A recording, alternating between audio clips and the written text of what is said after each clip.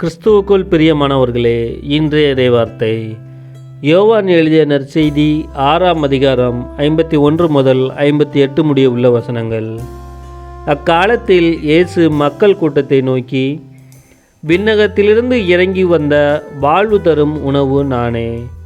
இந்த உணவை எவராது உண்டால் அவர் என்றுமே வாழ்வார். எனது சதையை உணவாக கொடுக்கிறேன்.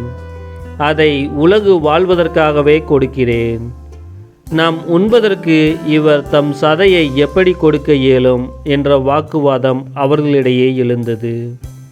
இயேசு அவர்களிடம், உறுதியாக உங்களுக்கு சொல்கிறேன், மானிட மகனுடைய சதையை உண்டு அவருடைய இரத்தத்தை குடித்தாலொழிய நீங்கள் வாழ்வு அடைய மாட்டீர்கள். எனது சதையை உண்டு என் இரத்தத்தை குடிப்பவர் நிலைவாழ்வை கொண்டுள்ளார். நானும் அவரை இறுதி நாளில் உயிர்த்தெழச் செய்வேன்.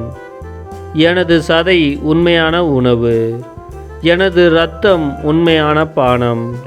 எனது சதையை உண்டு எனது இரத்தத்தை குடிப்போர் என்றுமே என்னோடு இணைந்திருப்பர்.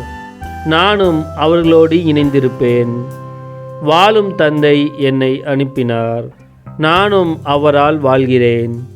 அதுபோல் என்னை உண்போரும் என்னால் வாழ்வார்.